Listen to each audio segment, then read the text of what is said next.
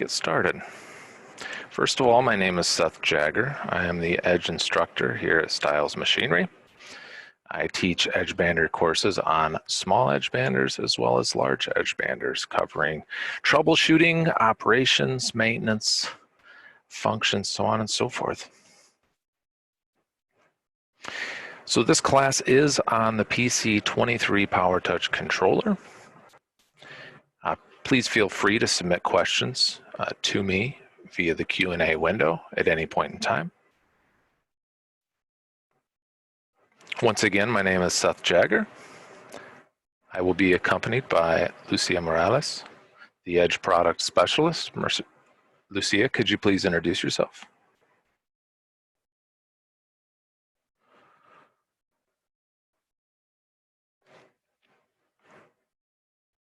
Looks like we're having some audio troubles. Let's move on. Identifying the PowerTouch controller. So first and foremost, we need to understand what controller we have on our Edgebander. For this webinar,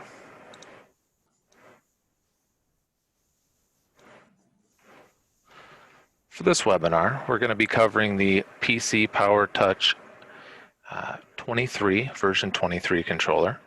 And this will apply to larger Edgebanders, S500 series and greater, 2000 series and greater. If you have a smaller Edgebander below those, for example, a 4.4 series, 1000, 2000 series, this webinar will not apply to you. So this is S500 series and greater, and Ambition 2000 series and greater. Seth, this is Lucia. Lucia. Sorry, I was having trouble Great. with my mute button before, but I have a question regarding what you're saying right now. What about if I have a KL370? So the KL370 was equipped with the PC22 PowerTouch controller. So this is going to be for the PC23 PowerTouch controller. A lot of the options you're going to see are very similar to the 22. The 23 has more touchscreen capability, more extra features that we'll go through when we do the live demonstration. Thank you. Yeah, you're welcome. So, controller overview, let's get started with the physical controller itself. On this Edgebander, I have some physical controls beside my display screen. And let's start with the emergency stop button. The emergency stop button is going to stop all actions on the Edgebander.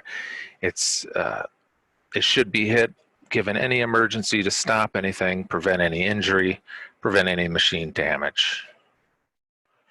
Next, we'll talk about the function key switch. This key switch will be required to be turned when processing certain functions. For example, central referencing on the Edgebander, this switch will need to be turned. Control power on. What control power on is doing for us is it is sending 24 volts throughout the Edgebander. This will be required when first powering up the Edgebander. We also have control power off. We have an eco button. What this eco button does for us, this will kill any unnecessary power on the Edgebander, and it'll also cool down the glue pot to the standby temperature.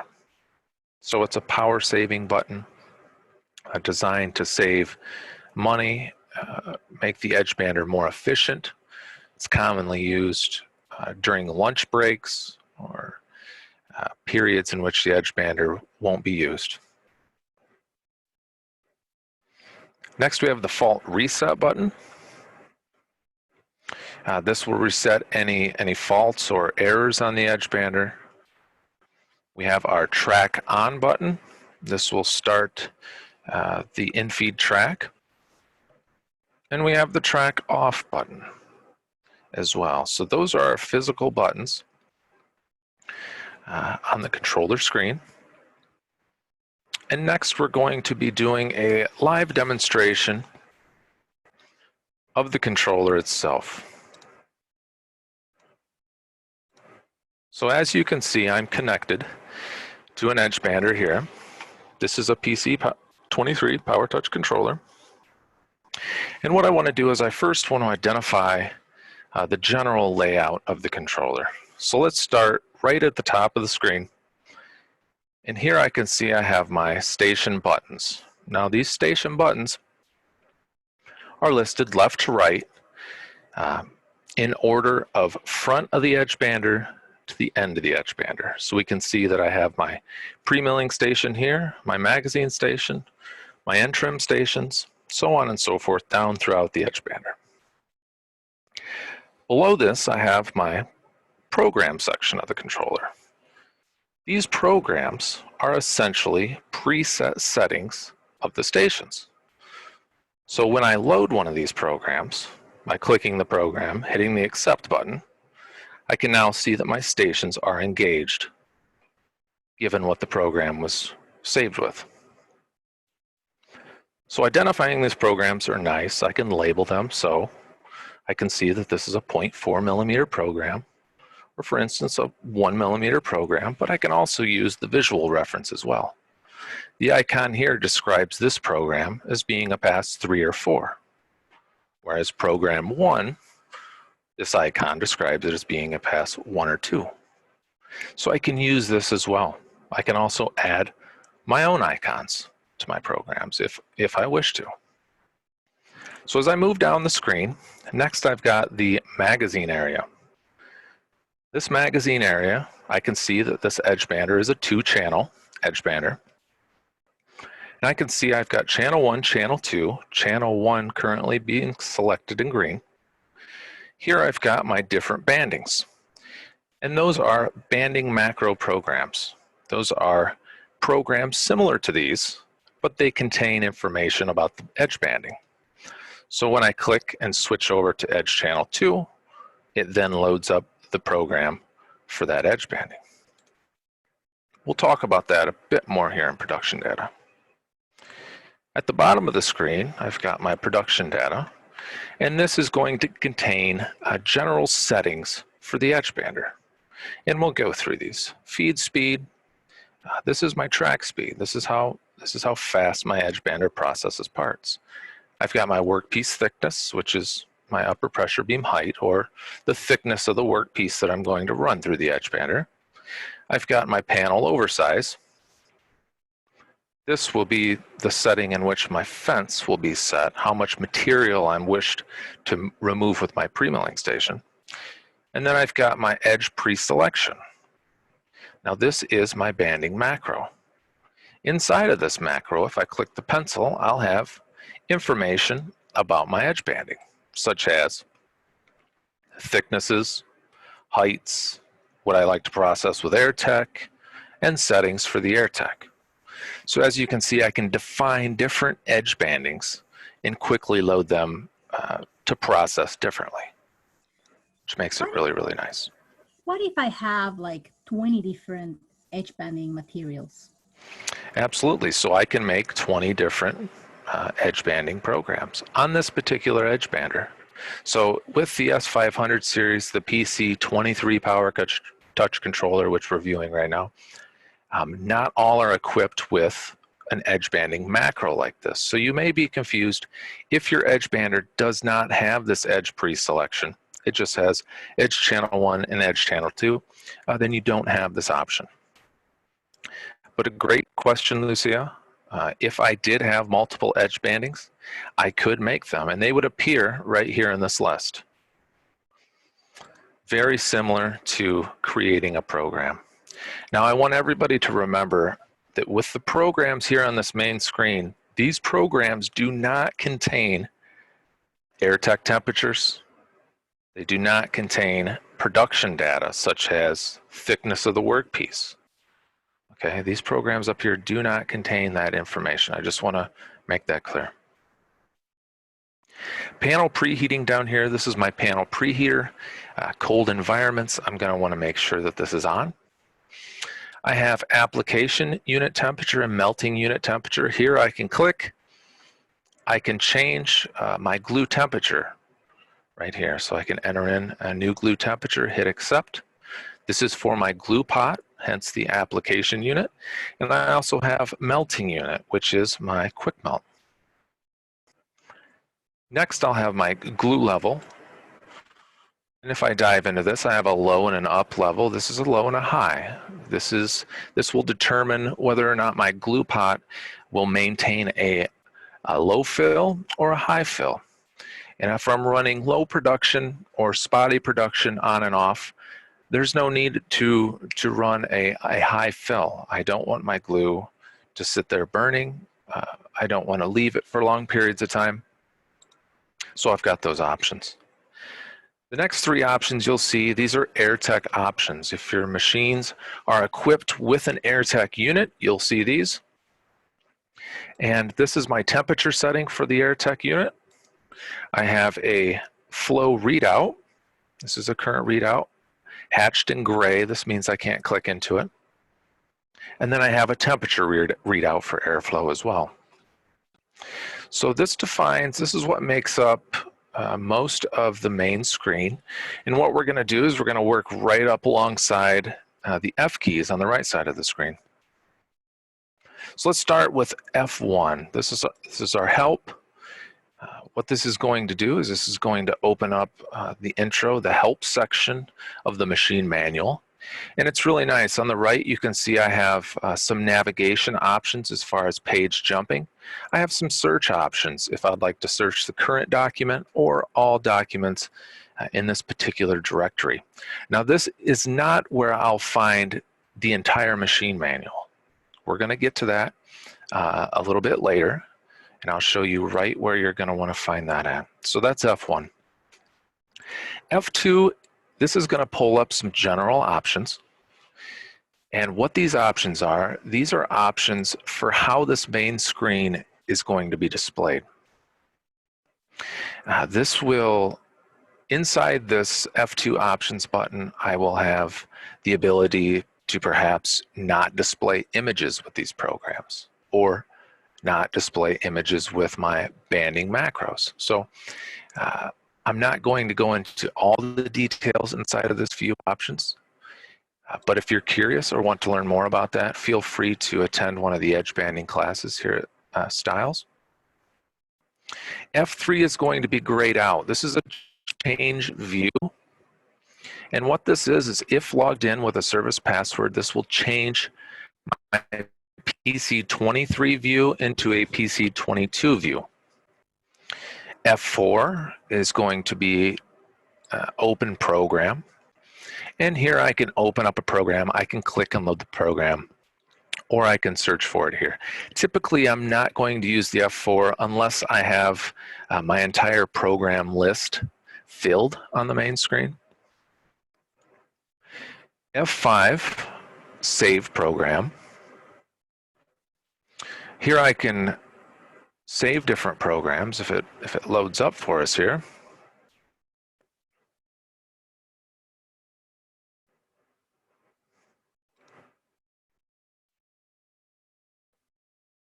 There we go. So here I have my program list. I can modify the program name, the comment. Maybe this program in particular uses a 1 millimeter edge banding. I can also select a multimedia file. So I can define whether or not this program is a pass 1 or 2. Maybe it displays just a 1 or 2 pass. Or maybe it displays a 3 or 4 pass. Or for instance here, it displays a HOMAG logo. Next we have the F6. Yes, ma'am. Could I use a picture of like the color of my edge banding there instead? You could. You can. Absolutely. Absolutely. Now you can see these icons. They are a little smaller, so it's tricky getting a nice close picture of the edge banding, but absolutely you can place your own custom image inside of there. F6 is going to be my clear key. This is also the delete button. So I click the delete button, I select the program that I wish to delete, and from there I can clear the program out. F8, these are extra settings, additional settings. And what I want to pay attention to and focus on here are two specific areas, one being glue temperatures and the next being manual operations. Let's first look at glue temperatures. Here I have panel preheating, I have melting unit, application unit, and EDGETEQ. Inside of this, if I drill into application unit, this is my glue pot, I can see I have application unit temperature, very similar to what we see down here at the bottom, except for I have an additional setting, application unit reference temperature. This is where I can set my standby temperature for my glue pot. Earlier we had talked about the eco mode button and that it will enter the glue pot into a standby temperature. Here is where I can define that temperature. I can drill in, I can change my standby temperature. I can also do this for my quick melt unit, as well as changing my panel preheater settings. So a very beneficial area to get to know. The next area would be manual operations, where this comes in handy, especially as the height. If I wish to raise my upper pressure beam using the handheld pendant, I can come inside this area, click on height. I'll see an automatic or jog mode. I can switch it over to jog mode. I can use my handheld pendant, raise the upper pressure beam, remove my workpiece if that's what I wish to do, place the machine back into automatic mode, and go on my way. So another helpful area. F9 manual adjustment. This will look very familiar. This screen will pop up when I power the machine on. And what this is going to do is this is going to tell me the manual adjustments and what they should be set at. So here I can see always listed from front of the machine to the back of the machine, joint trimming at the top, and I work my way right on down. I can see the glue scrapers at the very bottom. And this is reminding me, Seth, please check the y-axis on the pre-mill station. And if I needed additional help finding that adjustment, I would look right down here. I see the 111 and the gauge number. And this mark will be on my movement on the pre-mill station. So if I close out of the screen, F10 gives me some extras, processing offline, information. If you'd like to learn more about those, you can come to one of the classes here at Styles. On the left, let's talk about our status lights. Machine occupied, going to tell me if I have a workpiece inside my Edgebander. Machine ready, green light symboling that my machine is ready to run. In-feed interlocking, this is the pneumatic pin on the front of the Edgebander. And this will simply tell me if the pin is up or down. Am I able to feed a workpiece into the Edgebander? Following machine not ready. This is if my Edgebander is tied into a processing line, for instance. Installation mode active. This is if my handheld pendant has been turned on and enabled. It'll show here. Gluing ready. This is if my glue pot is on. One roller empty. This is if my edge banding magazine is currently empty. So I have a proc switch on my edge banding roll if mounted in the vertical position. Once my roll runs out, the proc switch will make, and I will see that illuminated here.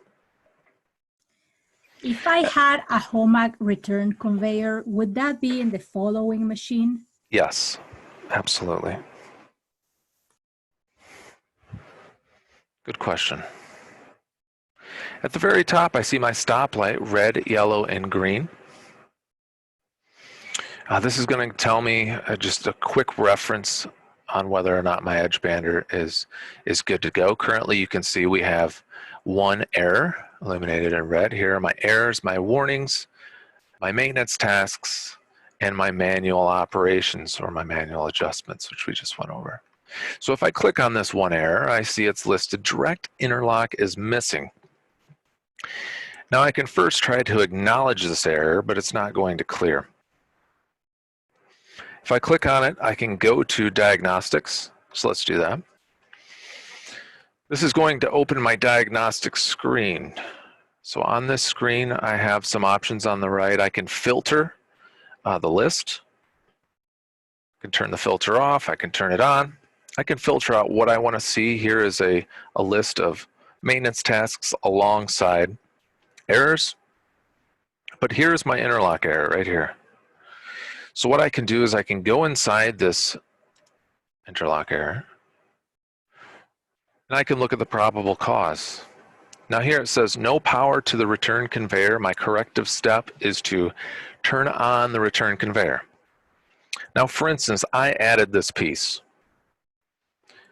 For any of you that wish to add a possible cause and corrective step, you simply go over here to edit on.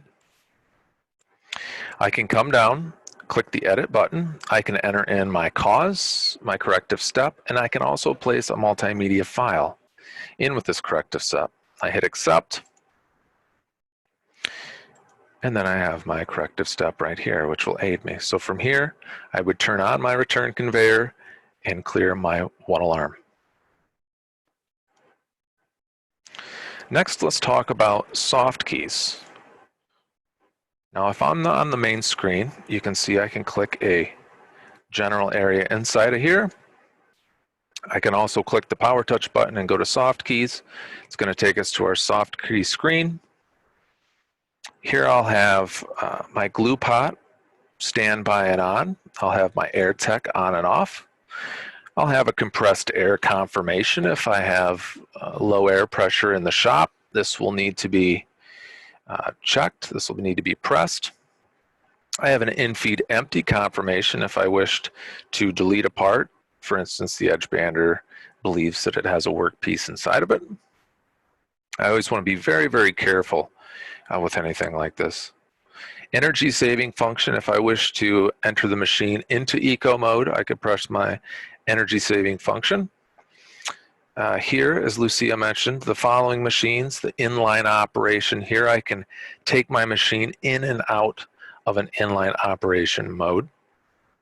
I can see that this requires the turn key, the physical turn key located on my control panel, along with my central referencing, which is going to zero out all the axes on my Edgebander. This one also requires a turn key. Some of you may find you have a dust collection on and off, which can be tied into your dust collection gate. Enabled here, automatic and on. And now that that sums up our soft keys, we can focus down here to the PowerTouch button. So if I look at the PowerTouch button, I have operate, diagnostics, soft keys. So if I click on operate, what that's going to do is bring me back to my main screen. It's quick access to get to the main screen. If I go inside diagnostics, this is going to look very similar to what we saw when we clicked on our error here and went to diagnostics. Soft keys going to look very similar to what we've seen on our soft keys. And alongside the bottom, I have Start Other Applications. Let's click into that. Inside here, I see Machine Data Acquisition, MDA. The first one being Key Figures. What Key Figures is going to do, it's going to tell me the runtime on my machine, how long it's run total, by shift, and by day. And I can reset those. I can set the days, I can change shifts, I can log out of a shift. But this is where I get my information on how much edge banding I've processed, how many hours I've processed, so on and so forth. So back down to PowerTouch, other applications, MDA. Here I have maintenance cycles. Now this is my maintenance module for the Edgebander. And I can see that I have it sorted right now from most urgent to least urgent. And I can change that by clicking at the top. I can sort by name, I can sort by maintenance type, time, and group. So if I look towards the top, I also have this details button. If I dive into the details button here, this is a compressed air for the maintenance unit. I can see I have the indicate. If I click on this, what this does is this opens up the machine manual. Gives me a lot of information on how to perform this PM or maintenance task. If I exit out of that, I'm left back at the screen. I'm going to back up one to maintenance. And what I would like to describe is I can assign these maintenance tasks to groups. So for instance, if I check compressed air maintenance unit, I'll check here, and I come down to edit group, I can set this for maintenance personnel only. I type in maintenance in my group, I hit accept, and I've now assigned this task to the maintenance group. Now I can select multiples and do the same. So check suction hoods, clean dust hood. So for these two, I would like us to assign these two to perhaps an operator. So I type in the operator into group, accept, and I've now assigned these two tasks to an operator. This makes it really, really nice. I can come over here to the right. I can filter these. I can filter them by group. If I have an operator on the job, I only want him seeing the operator maintenance tasks. Or if I have maintenance stop by, they can pull up their tasks as well. So it makes it really, really nice.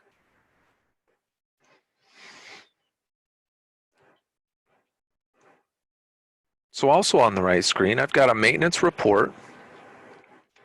And what it wants me to do is select a maintenance task first. I can select multiples, singular, and I can create a maintenance report with details. This will open up a web page. It's going to tell me details like the maintenance task itself, hours to perform the maintenance task, and the group associated with.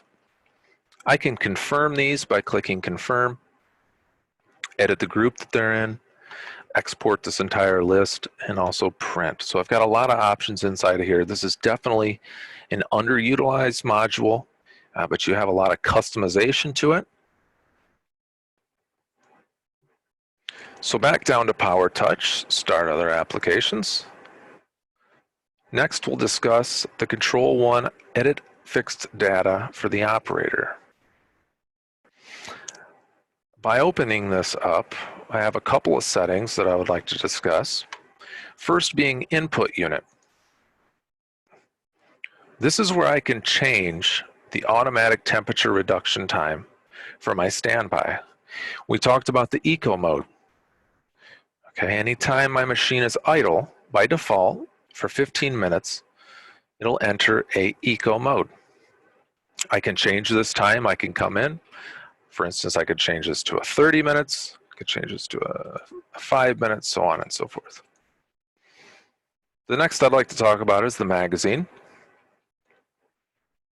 Here I have start and stop temperatures for my glue roller, which is really nice. If I'm changing glues, different viscosities of the glue, I can change the temperature in which my glue roller starts and also in which my glue roller stops. I also down here have an edge banding monitoring device to determine how much edge banding is left inside of the Edgebander and calculate optimal running of the edge banding, giving edge banding links.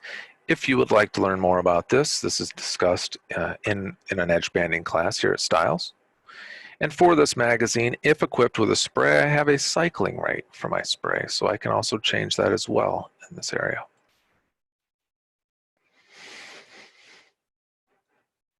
So back to PowerTouch.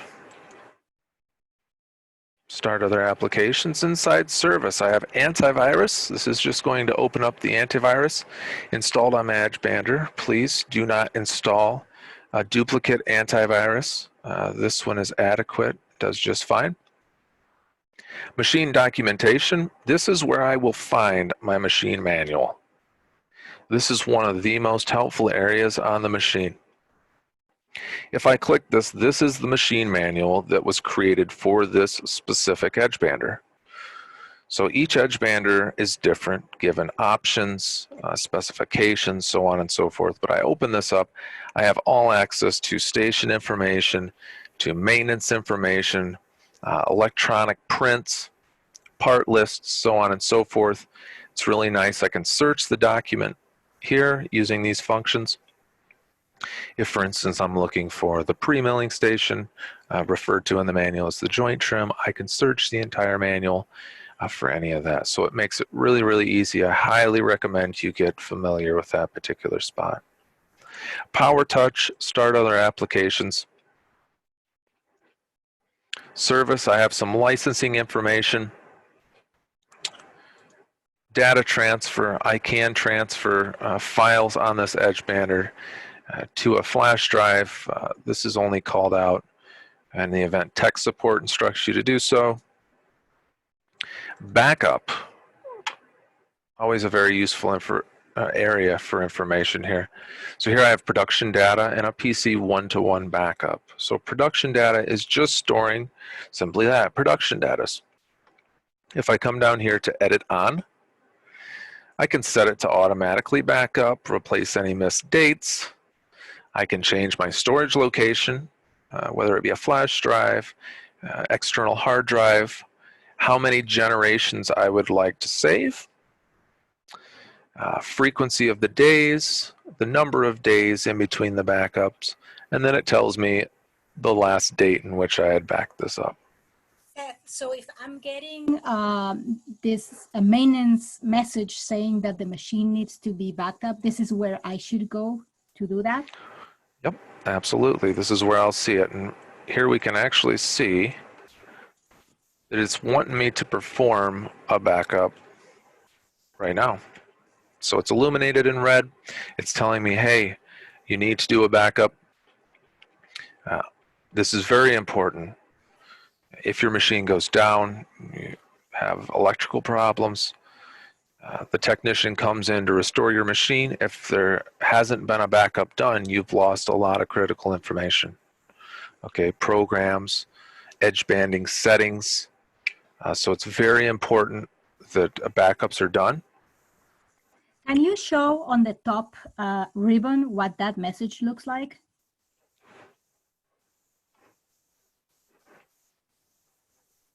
Yeah.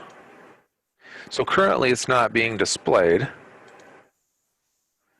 telling me that I need to do it up here. Because you're not late in doing the backup yet.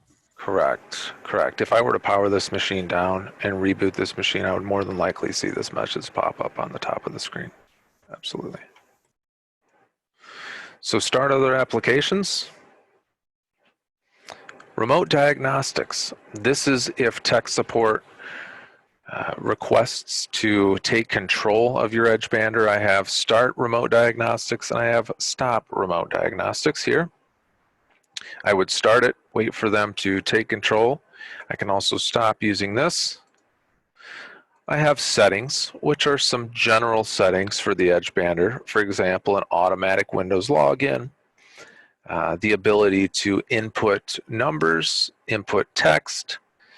Do I want to see new notifications at the top of my Edgebander, and how long would I want them to be displayed for? Current setting, 5 seconds. So some very general settings inside of that area. Come down into here. Here I've got safety instructions. This is going to pull up the safety portion of my edge banding manual. I can scroll down through this.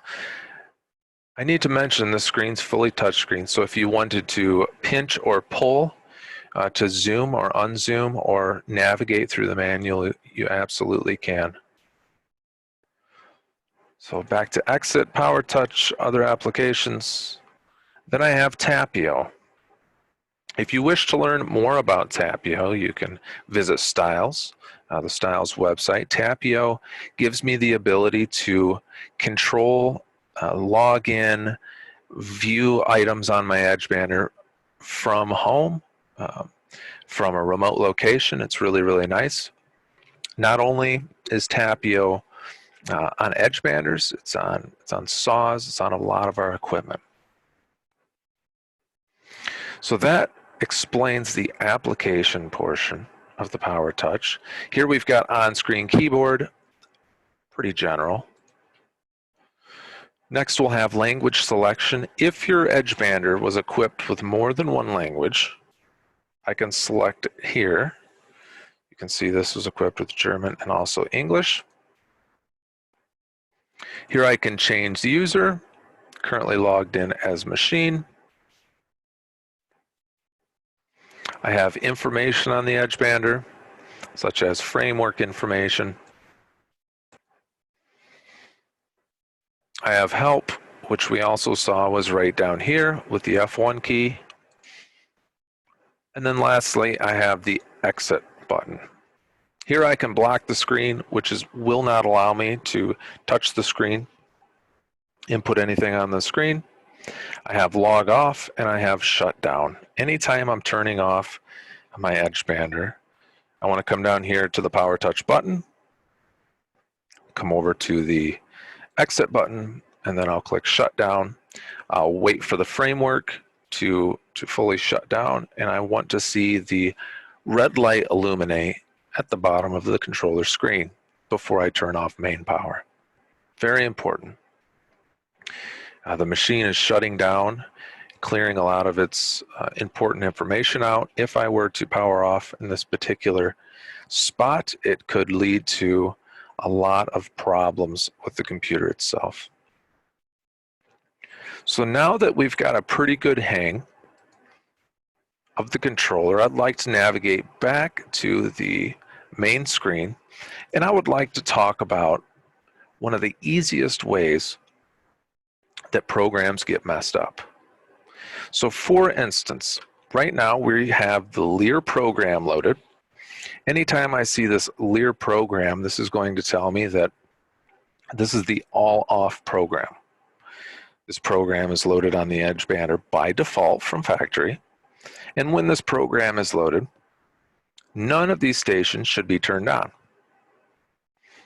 This program should always be loaded before the machine's powered off. I should never shut the machine off while it is on. Motors are spinning and running. I should always load my all-off program first. So if I click on my all-off program, I see that all the stations have turned off. If I look into the first station, which is a spray unit at the front of my Edgebander, and I were to turn this on, back out, and get distracted, minutes later decide to run, let's say the 0.4 edge banding, I click on this program, a screen's going to pop up, and it's going to say, would you like to save that all-off program with the sprays turned on? Would you like to save those changes? This is one of the easiest areas that can get messed up, because a lot of the time we don't read, we just click. We always need to pay attention. Do I want to save that? Now, in this example, this is a pretty simple change back. I turn that back off and I'm set. However, if I were adjusting servo components on the Edgebander, maybe I don't recall what those adjustments were, I saved them by accident. Now this program has been changed. Now the next time I go to run this program, maybe it's not adequate. Maybe my servos are now off. So I always want to be very, very careful. Anytime I'm switching in between programs, anytime I see a pop-up, always make sure to do my best and read the pop-up before I proceed. So with that being said, that is what I have for this PC23 PowerTouch controller. I'll open questions up. If anyone has any questions, please feel free to do so. Lucia, if you have anything to add, please feel free to do so.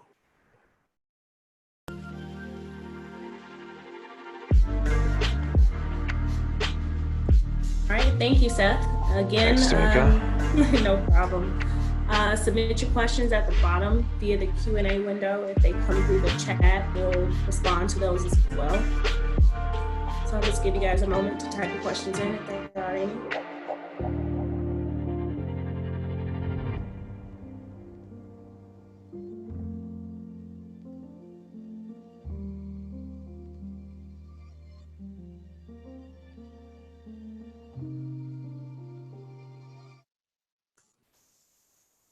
What would happen if you would to turn off the machine with one of the programs on? That's a great question, Lucia.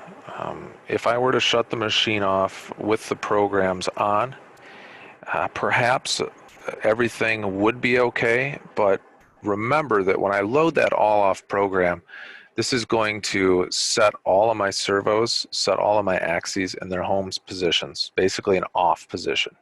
So if I power the machine off, everything just shuts down as is. So that's why I always want to load the all-off program. I want to set everything where it needs to be. It's just taking a risk. It's similar to shutting the machine off in its boot sector at the very end before I see that red light on the screen. Robert, that's a great question. Can you lock out the screen for production data?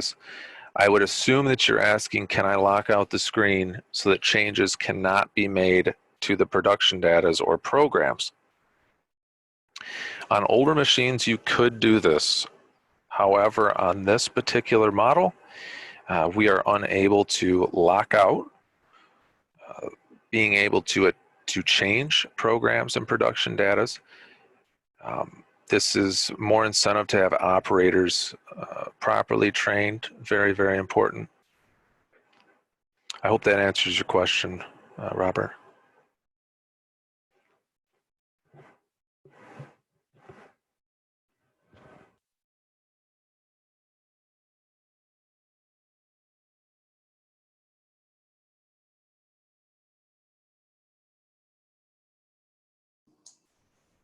Okay. Do we have any more questions from any of the attendees or panelists?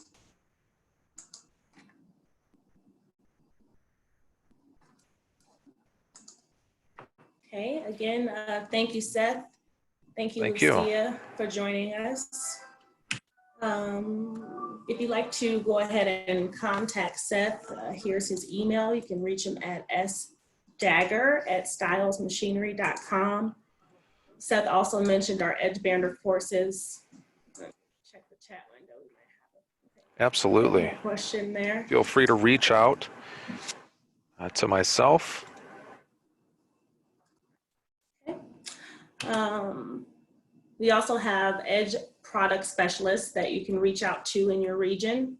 Lucia is joining us from the Western region. We've got Jeff joining us as well. He's on the line. He's out of the Northeast region. So if you're interested in registering for any of our courses, you can reach us at www.stylesuniversity.com/SUO. You can email me. I don't have my contact information up there, but I see a lot of you guys joining us today that I have worked with. You can email me at tkelley@stylesmachinery.com. You can also reach me at, or any of our department members at classes@stylesmachinery.com. If you go online, you'll see our full schedule. You can register on there. You can also reach out for our online courses that we have. We do have an introductory course, Introduction to Edge Banding, Edge 100, you can sign up for. You can also call us. We are working from home, but you will get me on the cell or one of our other team members if you want to reach out by phone. So I just want to thank you guys again for joining us. Seth, do you have anything else before we log off? No, it's been a pleasure. I hope everybody stays safe. And thank you for coming. Okay. Well, thank you for joining us today. Please know this session has been recorded and will be available for viewing on Solutions Live Download Center. To access more recorded sessions or to enroll in upcoming webinars, please visit Styles Live for more information. Seth did a presentation last week, I believe, on Edgebander maintenance. That's available now to download. And thank you guys again. Have a good day. Thank you. Thanks, guys.